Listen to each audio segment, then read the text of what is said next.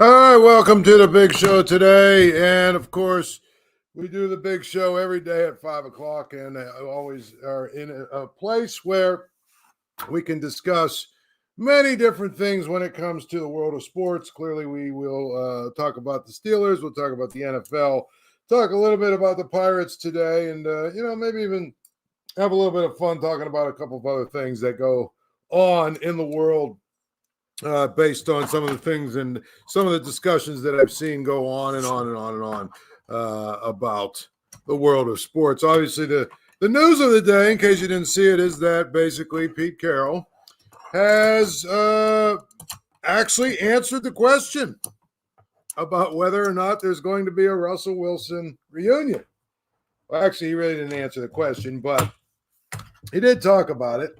And let's try this a little bit here. This is just one of those things where we've got a little bit of an issue going on right here, but that's okay.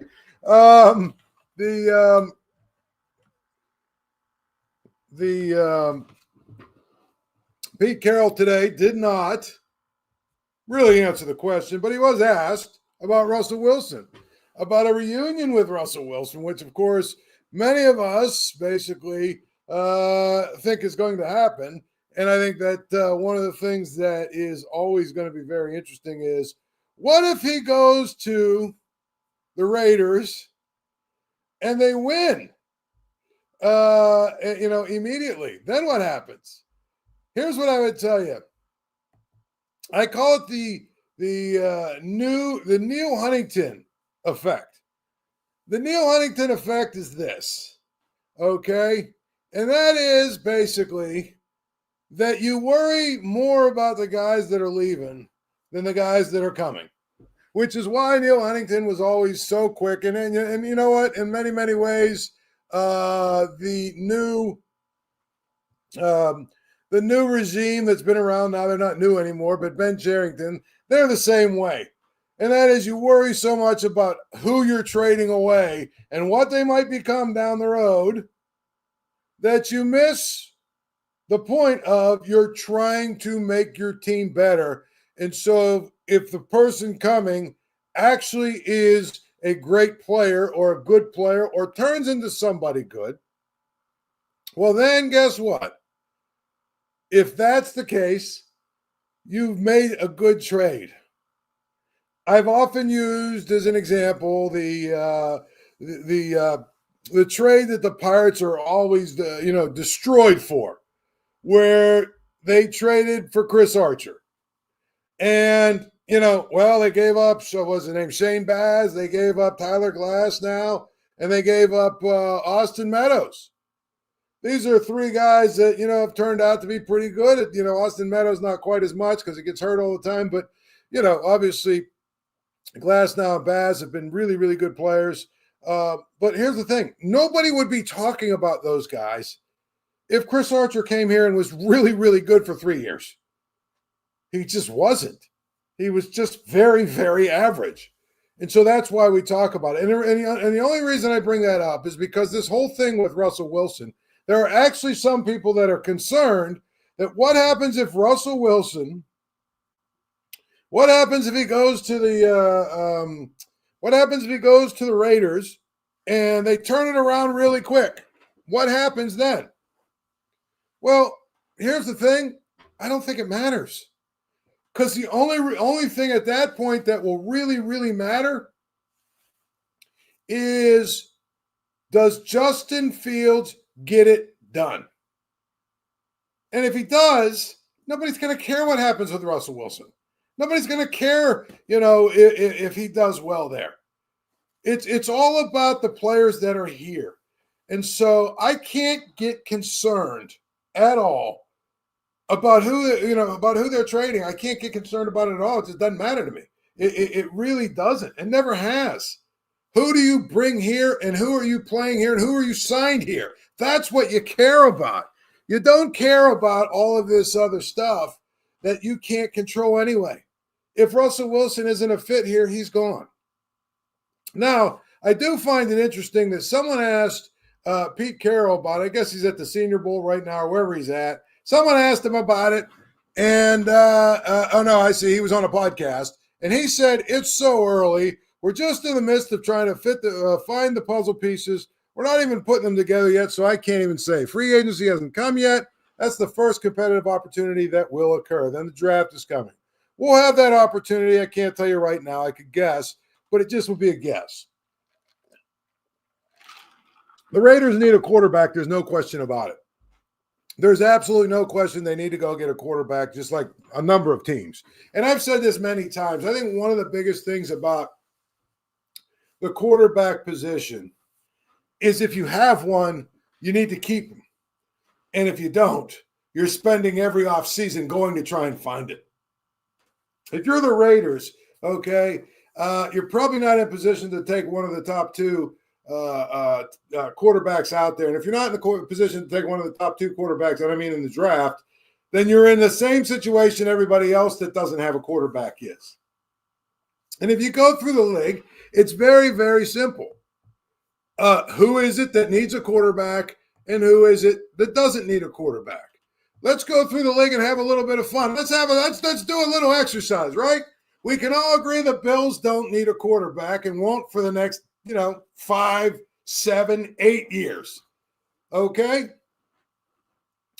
I would say, at least they believe it, the New England Patriots probably, because they have Drake May, they might not need a quarterback for the next 10 years.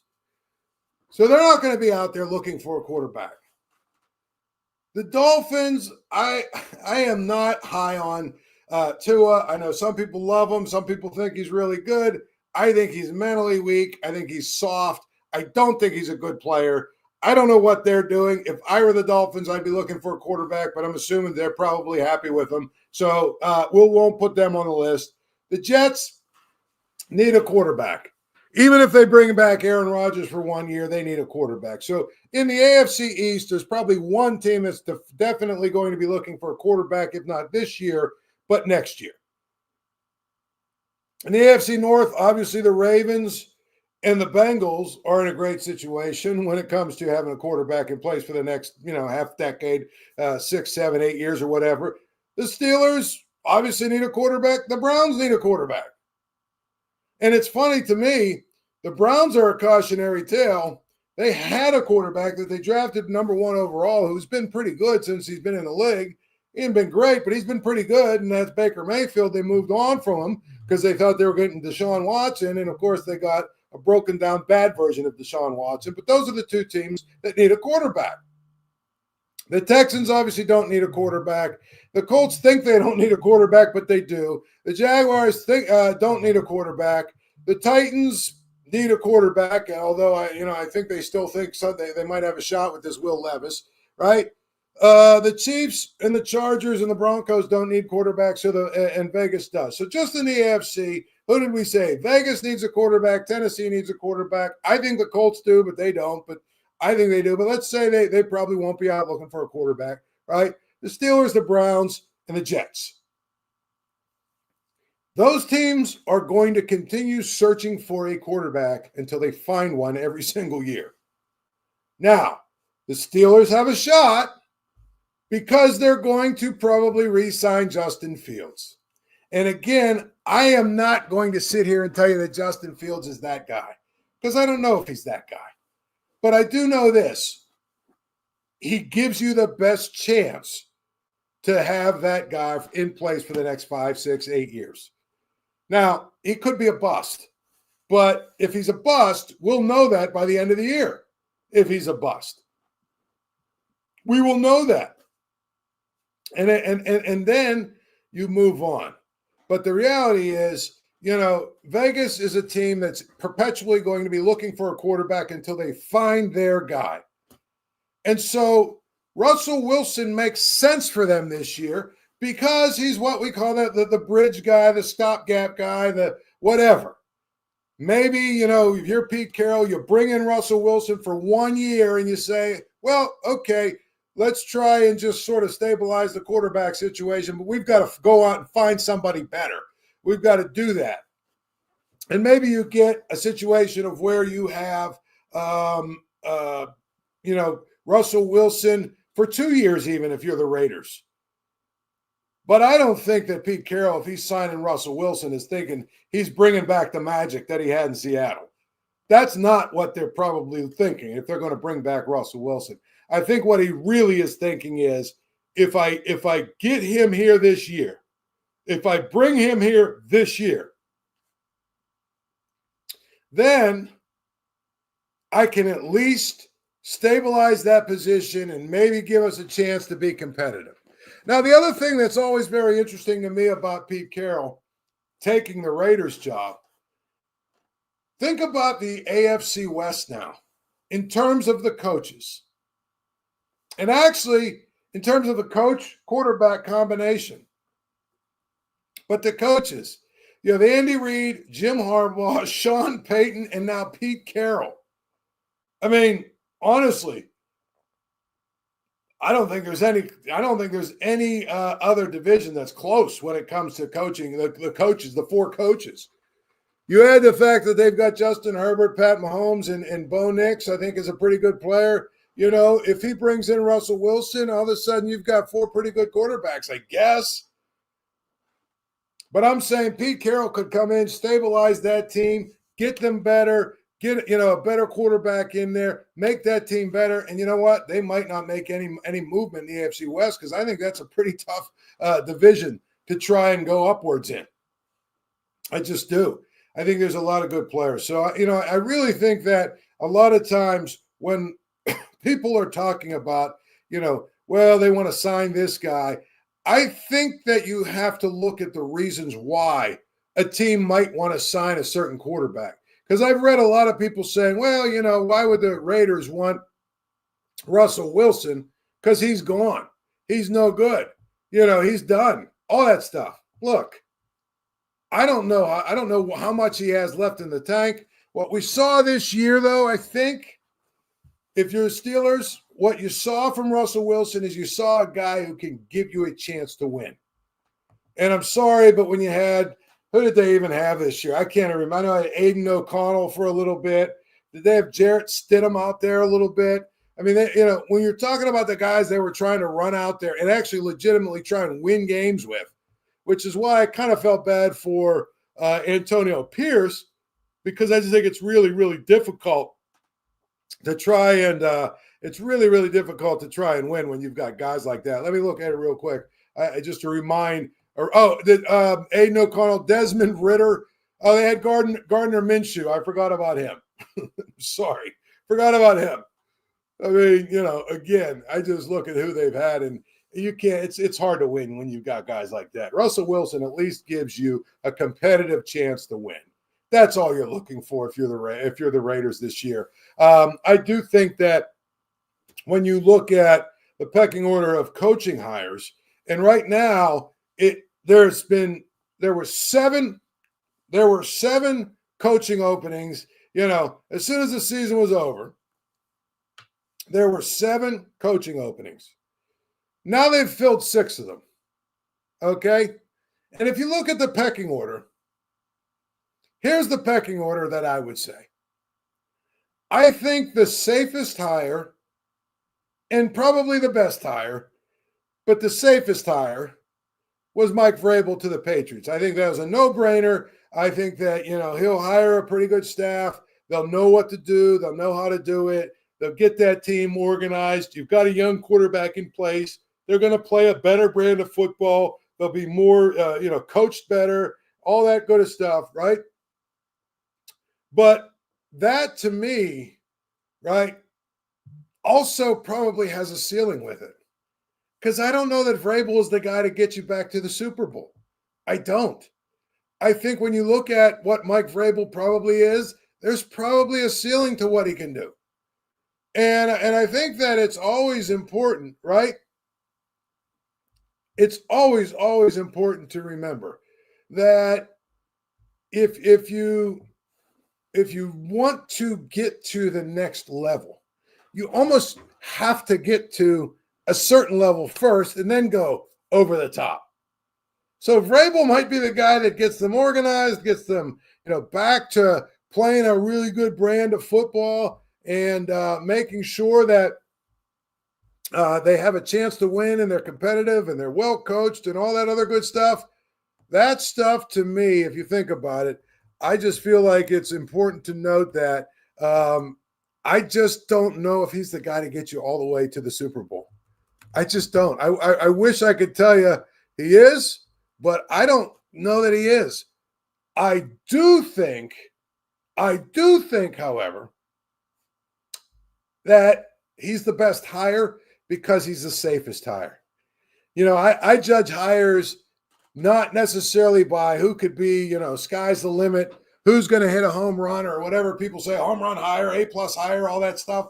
I don't judge them by that. I judge them by who do I think is a guy that's going to work out? And Mike Vrabel will work out. I don't think there's any question about it. So let's go with Mike Vrabel. The second guy is probably Pete Carroll.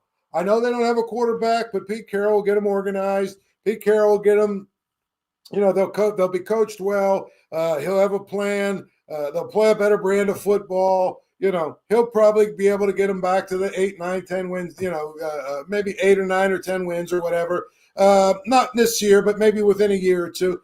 I think that's a safe hire as well. I don't know that it's all an entirely inspired hire because you're hiring a 74-year-old guy who's sort of a retread, but I think that Pete Carroll will work out on some level. So I think that's okay. If I'm looking at it, I say that's a good hire. Ben Johnson being hired by Chicago, probably, risk reward is as good as any. You've got a quarterback in Caleb Williams in place. Ben Johnson's a great offensive mind. He's obviously a really innovative guy, but he's never been a head coach before, and it's the Bears organization. So, all bets are off to me. But I think that in terms of, the intriguing one to me is Liam Cohen, the guy that got hired at Tampa Bay's offensive coordinator that got hired by Jacksonville. Look, I think there's a lot of pieces in place in Jacksonville already. And quite frankly, you know what? I know the Texans are pretty good, but if you look at that division, I think Jacksonville could clearly make some strides, assuming, always an assuming thing, but assuming that Cohen can get the most out of Trevor Lawrence and they can fix some of the things going on with their offensive line because their offensive line was a disaster, right? If they can do some things to get better a little bit, I'm assuming some of the inner turmoil will go away. So I actually don't hate that hire either. So we talked about, the Patriots. We talked about the Bears. We talked about Vegas, right? We talked about Jacksonville. How about the Jets? They went and hired another defensive guy. And Aaron Glenn, listen, if you've listened to his press conferences and what he said and how he's answered questions, he comes at you with that hard guy. He's a hard-ass football guy and all that stuff. I hope it works out, but that stuff doesn't mean a thing. They don't have a quarterback. It's a bad organization. They had a defensive-minded head coach before, and their defense was good, and they stunk. They still couldn't win games.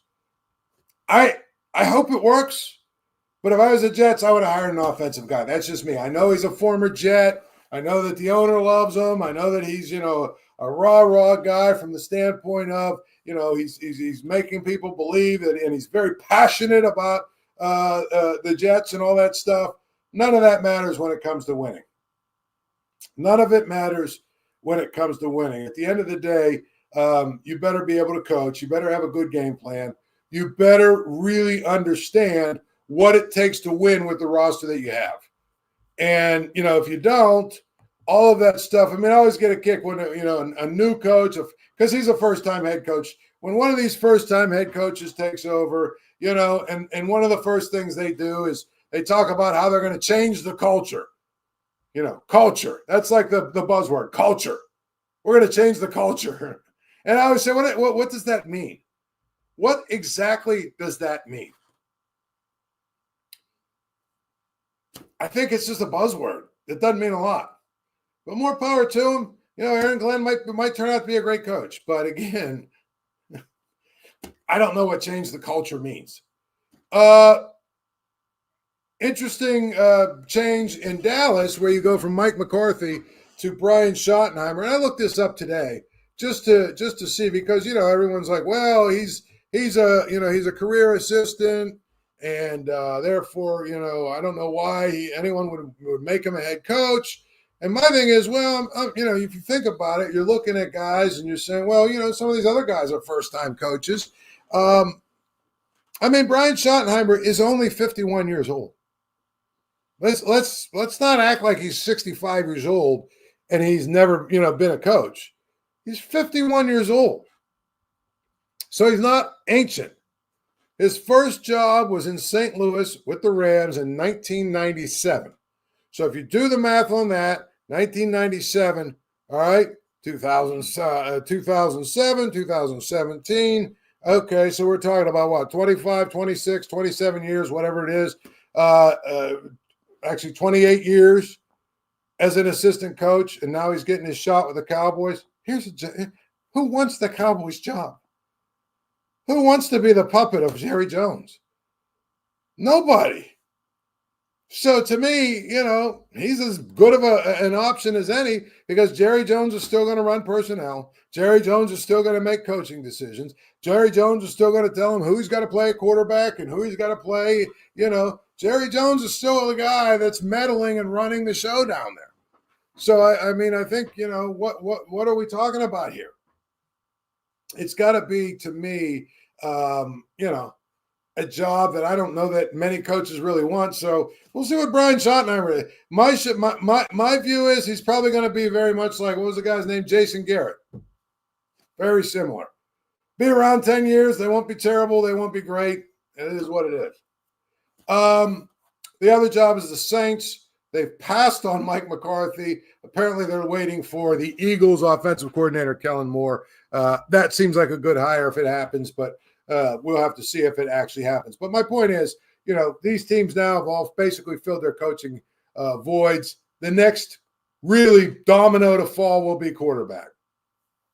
And so you look around, there'll be some, teams that, where the new coach doesn't necessarily want the quarterback that's there. And so those guys become maybe available via trade, or even they cut them and take the cap hit. The Steelers are going to have some options. Right now, they don't. So, there's a lot of speculation that goes on that is really kind of unnecessary, because I don't know that we fully know who all of the guys that will be available are right now. A great example, I was reading the other day, Kyler Murray's a guy that the Cardinals might make available. I'm not sure how you feel about that, but I think he'd be an upgrade. You look at a guy like Dak Prescott. Now, Brian Schottenheimer was already in Dallas, so, I'm assuming he's probably going to keep Dak Prescott around. But for a while, there was a discussion about maybe he'll be available. Aaron Rodgers, obviously, I have no interest in Aaron Rodgers, but I think, the Jets will probably make him available. There are guys that are out there that are on rosters under contract that basically will be available. Now, one interesting thing that I read today, and let me pull it up for you, because I think it's pretty much what a lot of us have been saying for a long time, is, I don't know, did you see Julian Edelman and his absolute brutal assessment of the Steelers and Mike Tomlin? Did you happen to see this? If you're not a guy that loves Mike Tomlin, in other words, if you're somebody who's willing to criticize Mike Tomlin, this is for you. Julian Edelman, as you know, played for the Patriots, won three Super Bowls, obviously had a lot of success against Mike Tomlin, right? But at the end of the day, Julian Edelman basically didn't hold back when he talked about it. And of course, he was talking with Matt Patricia, who's a meathead of his own. But here it is. He's talking about the Steelers. He's talking about Mike Tomlin. You knew exactly what they were doing, and they still do what they did. They still do the same God, D-A-M-N-S, They still do the goddamn it. When I was playing Tomlin's defense, I'm like, we still have linebackers covering the 3 slot. Every time we play the Steelers, I have at least 9 catches. You would think that they would change it, but no, they do what they do. Edelman basically said, that the Steelers do coach fundamentals well, and they have a very simple defensive scheme, and that allows for players to play fast and minimize their mistakes.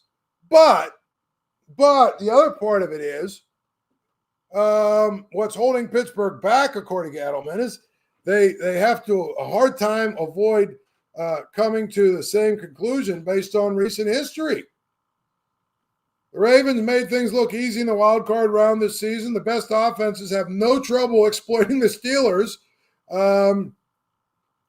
in the team's most important games. If Tomlin wants to finally get the team deeper into the playoffs, he needs to start by looking inward and thinking forward. Julian Edelman, listen, one of the things about all these guys having their podcasts and being on podcasts and being able to speak, there's a very freeing part of being able to speak your mind. It's very freeing to be able to just say what you think and not have to worry about, whose feelings you're going to hurt.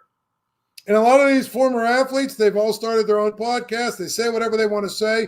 But it is when you think about, and I was trying to find, Tom Brady's numbers against the Steelers. And it's absolutely mind-boggling when you think about it. But it's one of those things where now when you think about what we saw all the time, okay, now that here it is right here. Tom Brady played 13 games versus the Steelers. In his 13 games versus the Steelers, he had a 68% completion percentage. In 13 games, are you ready for this? He threw for 3,987 yards, 30 touchdowns, and 5 interceptions. 30 touchdowns, 5 interceptions. I mean, 3,900 yards, 30 touchdowns, 5 interceptions is an incredible season for anybody. But that's what Brady did against the Steelers when they played. So to me, I think it's really, amazing when you look at those numbers. But more importantly, very, very telling what Julian Edelman said. I don't think he's picking on Mike Tomlin. I don't think he's picking on the Steelers.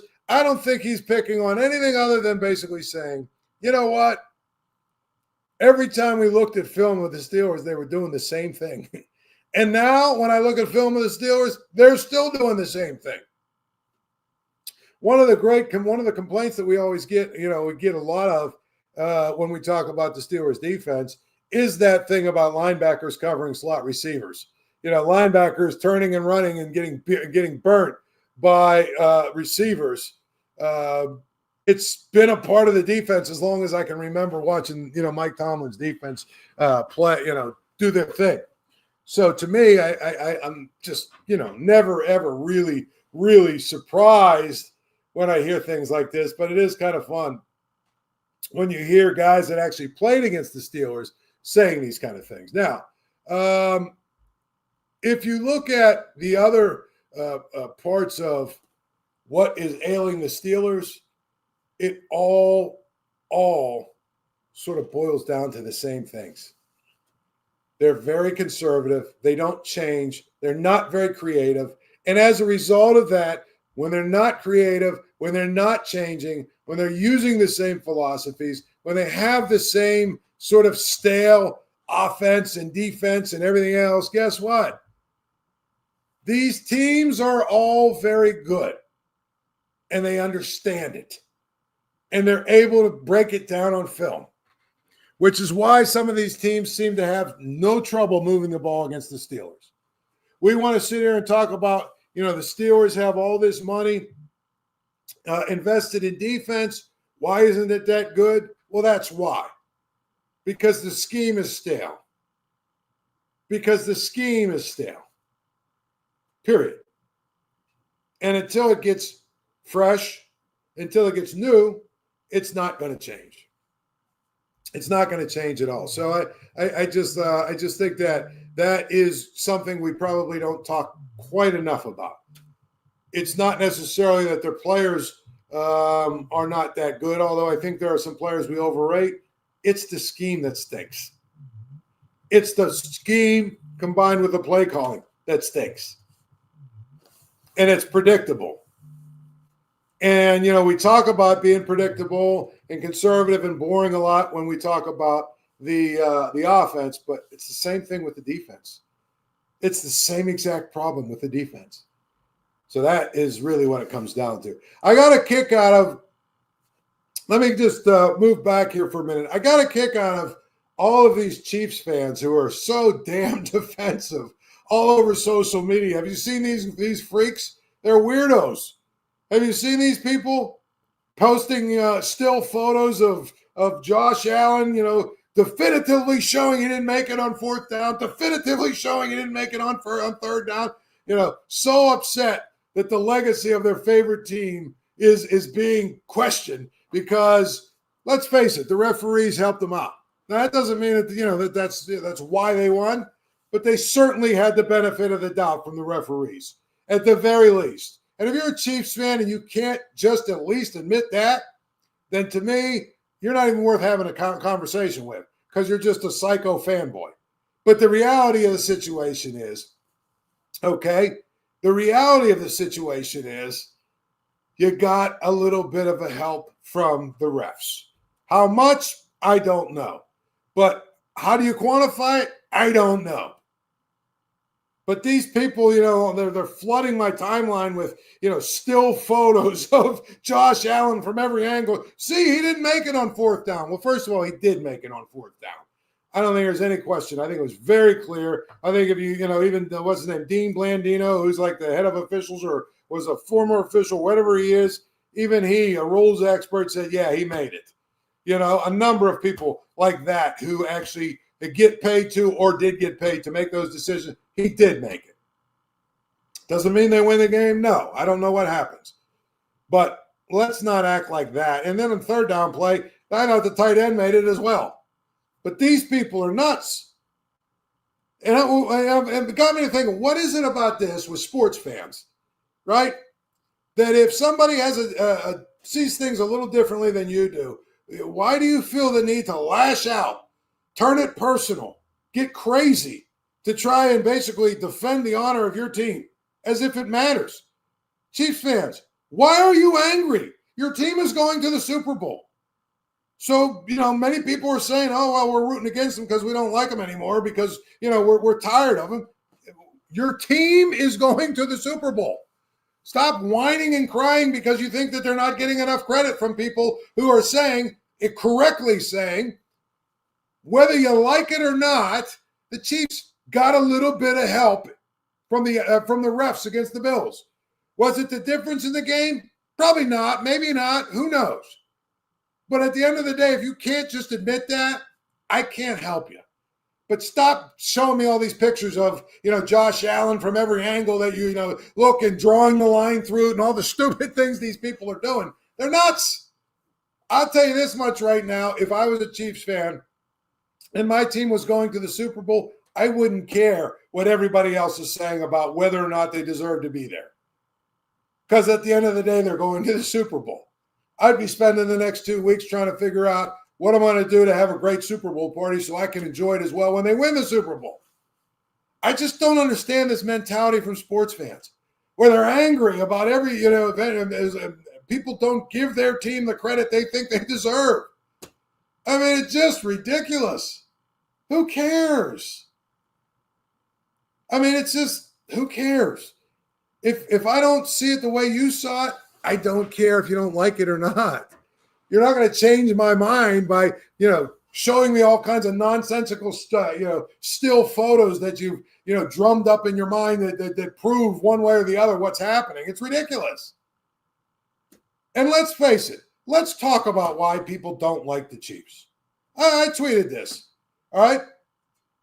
Now, I'll probably in the Super Bowl, I'll probably root for the Chiefs. maybe. I don't know who I root for. I don't really care that much about who wins. I always say my team lost in 1996, the Houston Oilers. They went away.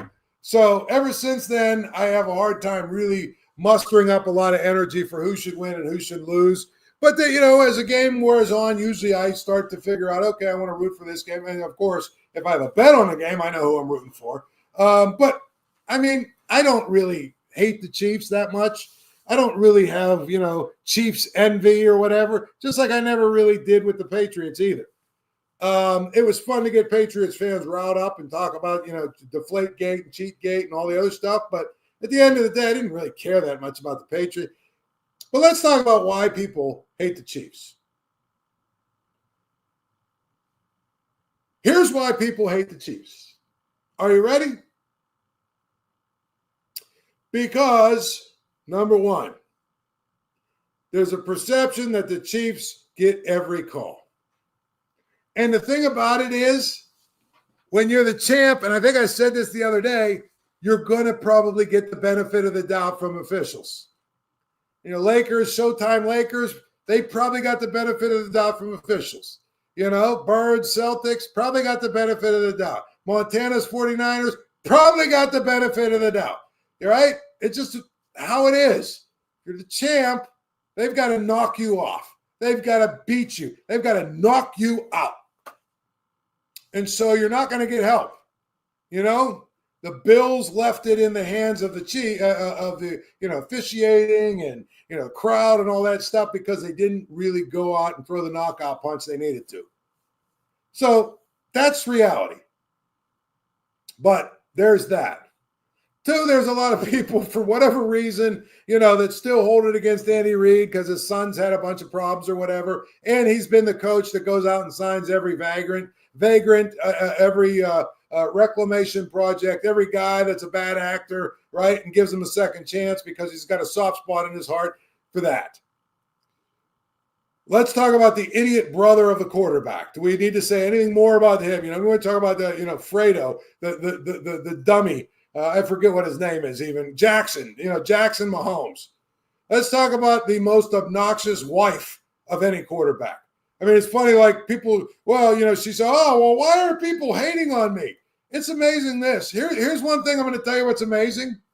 Over the last 2 years, you notice how she's completely disappeared for the most part? We don't see her on social media with her stupid screeds. We don't see her dumb dances. We don't see her throwing water out of the press box on top of fans. We don't see her acting like a jackass. And guess what? We don't rip her anymore.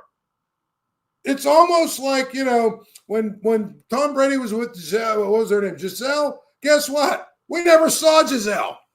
Never heard from her. So nobody cared, right? When quarterbacks' wives act normal, nobody cares. But between the idiot brother and the wife, these were two obnoxious people. We've got the Travis Kelce factor. You want to talk about, a guy that embodies the meathead football player. He's it. And, of course, the last 2 years now, when he knows he's getting close to retirement, I think he's trying to set himself up for a career in wrestling. So he's turned into an even bigger meathead every time he's run in front of the mic. Did you see him the other day trying to, what was he trying to sing, do a little dance, make a little love, that whole song, right? Please. He's a meathead. We don't like rooting for guys, the guy that's a total meathead. And then, of course, there's the Taylor Swift stuff. Some people love it, some people hate it. It's polarizing. And people that hate it really hate it. People that love it really love it. And I'll give you even one thing, the wife, Mahomes' wife, right? She made it even worse because, she came out in support of Trump. And we know that that's very polarizing, one way or the other. It's not even about politics. I don't care which side you're on, but people either really love Trump or they really hate Trump. And the people that really hate Trump hate all Trumpers. And so there's that factor. There's a segment that is just that they hate the fact that, the quarterback's wife is a Trumper, apparently, right? And then there's the factor where the quarterback's dad a former player, a former Pirates player, right, has acted like a jackass. In fact, he was a jackass on social media the other day, right? And he's gotten into some trouble. Didn't he get a DUI or something? I mean, my point is, when you start adding up all of the reasons why the Chiefs are very unlikable, if you are looking for a reason not to like them, they just are. Again, I don't feel one way or the other about the Chiefs. I enjoy watching, Patrick Mahomes because I think he's, maybe the best quarterback I've ever seen play. So I don't really care about all the other silly stuff that goes on around them. But I understand why there's a feeling of a very polarizing feeling about the Chiefs, because the Chiefs are a team that have a lot of different things going on there that make people irritated. Oh, and I didn't even get to, the kicker.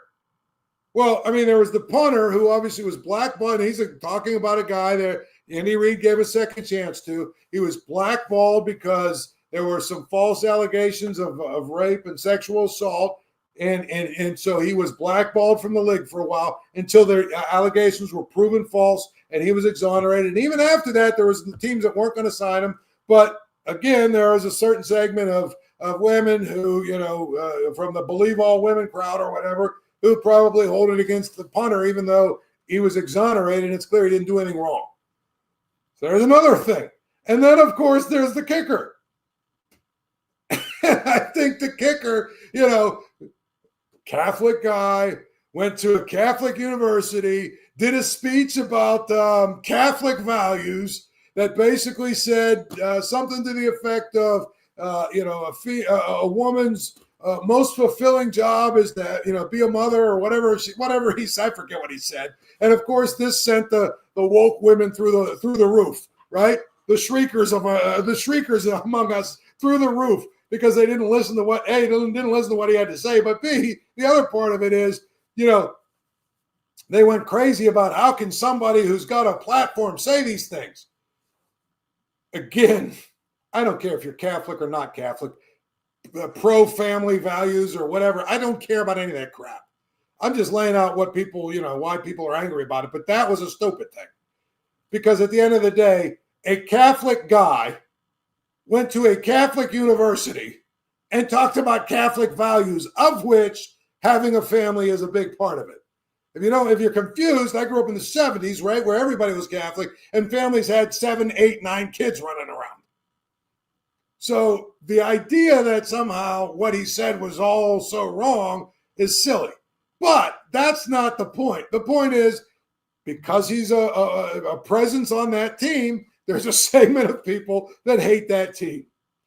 So to me, you add all of that up, the Chiefs there's very few demographics of people that aren't Chiefs fans that don't hate the Chiefs when you add all that up. It's kind of funny, I think, if you think about it. But it really is one of the things that makes it hilarious to me, is that people get so passionate about this nonsense. The Eagles, other than having a bunch of fans who are numbskulls, they really don't have much of anything that people find polarizing. Saquon Barkley is a really likable guy. I guess there's a few Pitt fans here in this town that will never like him because he's a Penn State guy. But the reality of the situation is there's just not much that you dislike about the Eagles. Jalen Hurts seems like a really good dude. They got rid of the other meathead, Jason Kelsey. So if you look at their team, there's really not a whole lot you could say, boy, I hate that about the Eagles, other than they've got the biggest bunch of idiots as fans as there is in the league. And I think that's the key when it comes to them. You look at this as maybe good versus evil, but if you're in Pittsburgh, I think Pittsburgh people are having a hard time mustering even that much, anti-Philadelphia energy against the Eagles. Because it's not like they're the Flyers. We hate the Flyers here. That's a real rivalry.